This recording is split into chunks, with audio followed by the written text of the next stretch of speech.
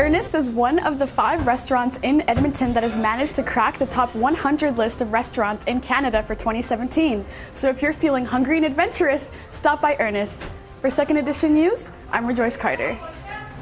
Earlier today, the LRT gate unexpectedly lifted while the train was moving northbound on Princess Elizabeth Avenue.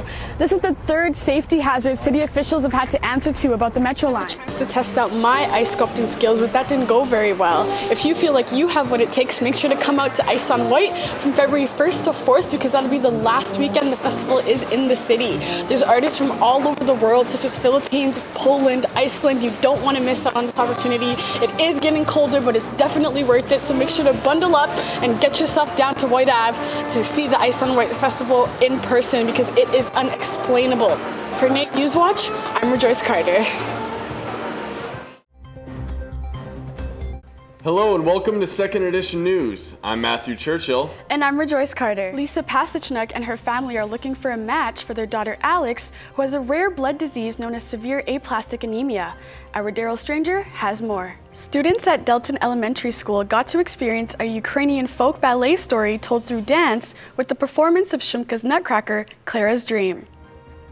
Radio and television students at NAIT are feeling extra inspired after an industry legend paid them a visit. Dr. Zawani is accused of genocide, but he's Although busy doing cameos in movies and working as a full-time anchor in New York, Pat Kiernan was still able to stop by NAIT on Friday and talk about his experience in the industry. Students were all ears on what he had to say, especially since he was an Edmonton man himself who hustled his way from the bottom all the way to the top as an anchor at New York One. The unique Christmas-themed Shumka production is put together by 47 of Edmonton's very own dancers and performers. And this year, we're working closely with City Ballet as well as with the Vita Ukrainian Folk Choir, and they're just going to bring their art and help lend their voices to how we tell the story. Tickets for the Shumka Nutcracker are still available for the Jubilee performances on December 29th and 30th.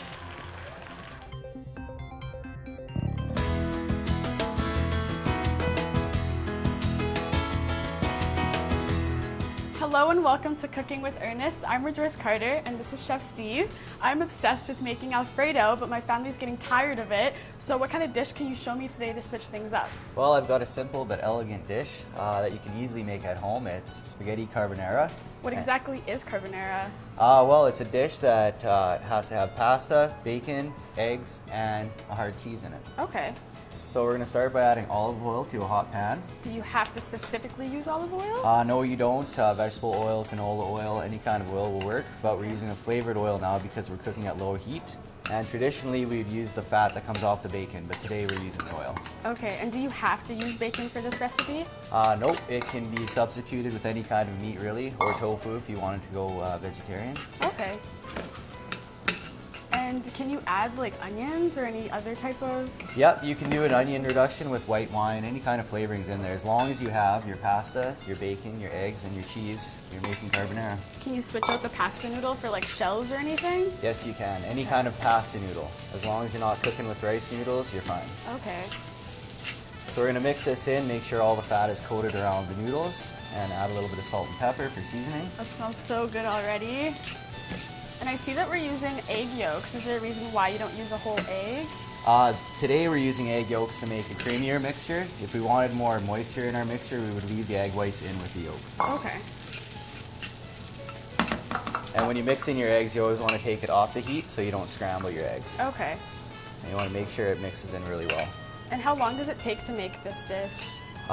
Start to finish, less than an hour you can have this put on. Awesome. So we're just going to add a little bit of Parmesan cheese at the end.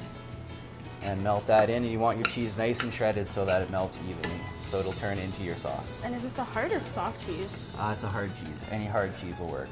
Okay, wow. That looks so good. There it is, spaghetti carbonara. Sweet. Awesome. I can't wait to try it. For this recipe and more, go to natenewswatch.ca.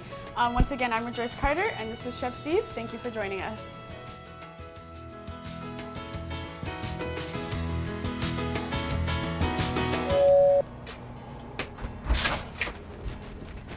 Hey babe, what are you doing here? Hey babe, how are you?